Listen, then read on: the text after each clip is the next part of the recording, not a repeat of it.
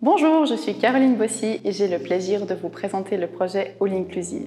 Je vais parcourir la Suisse romande et découvrir des personnes qui se dépensent physiquement chaque jour. Elles sont déterminées à vivre comme tout le monde, ou comme elles le souhaitent, on devrait dire. Alors, je suis aujourd'hui à Montreux afin de rencontrer Julie. Cette jeune femme travaille à 30% en tant qu'infirmière aux soins à domicile. Elle aime le sport et le handbike et elle aimerait construire sa famille. Julie, 24 ans, infirmière. Elle est très créative et elle aime peindre.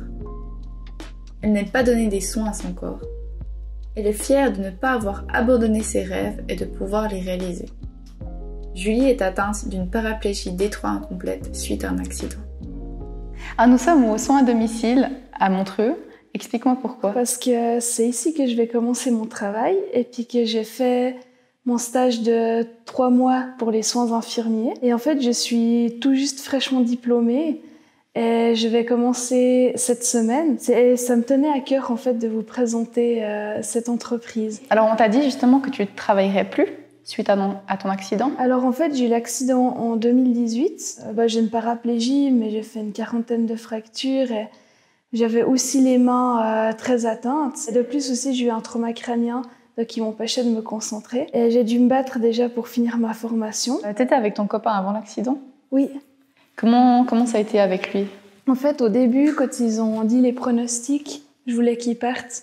Enfin, j'avais été intubée longtemps, du coup, dès qu'ils m'avaient enlevé l'intubation, puis qu'on a pu en discuter, puis qu'ils m'ont dit que j'avais un trauma crânien, et je comprenais rien ce qu'on me disait. En gros, il y avait encore la paraplégie, et je me suis dit, mais il allait sur ses 30 ans, et il a le droit à une jolie vie. Puis du coup, je voulais qu'il parte, mais il est venu tous les jours. Life hack. Si tu devais me donner une situation difficile à laquelle tu as une solution, ce serait quoi? Dès qu'on a eu un accident ou comme ça, on devient des fois des psychologues pour certains. Quelqu'un nous appelle et puis nous parle pendant 1 heure d'un torticolis parce que je peux parler qu'à toi, parce que tu comprends ce que je vis, etc. Puis de l'autre côté du fil, on est, je crois que je comprends pas tout à fait. Tu vois comme avant ou tu te sens différente? Je rêve encore que je cours. Dans mes rêves, je suis comme avant. J'ai l'impression qu'il y a juste tout qui a changé, en fait. C'est comme si mon être, il était mort le 4 juin 2018. C'est vrai que ce qui m'a sauvée, c'est que j'étais très très bien entourée par mon copain, ma famille et mes amis. Qu'est-ce que tu fais aujourd'hui pour te sentir libre, pour t'aider toi-même? Pour le moment, je me sens encore pas libre du tout. C'est assez neuf, j'ai eu l'accident il y a que 2 ans et quelques mois. En fait, je me sens toujours emprisonnée dans un corps que j'aime pas, qui me fait mal et tout. Ma seule liberté, en fait, c'est de me mettre sur le vélo puis de pédaler. Je peux aller en forêt avec mon VTT, puis c'est aussi la vitesse de la descente que... je me sens comme un oiseau libre. This or that. Suivre ou ne pas suivre? Ne pas suivre. Entre amis ou solitaire? Entre amis. Risque ou fun? J'évite les risques, mais souvent les choses fun, il y a des fois un peu des risques et vivre c'est un risque. Et puis fonder une famille pour toi, c'est avoir des enfants? Ouais. Combien? Ça je sais pas. Peut-être je serais traumatisée après le premier accouchement. Et pour toi, l'inclusion, qu'est-ce que tu en penses vis-à-vis de la société? Est-ce que tu te sens inclus ou tu trouves qu'il y a encore du travail à faire?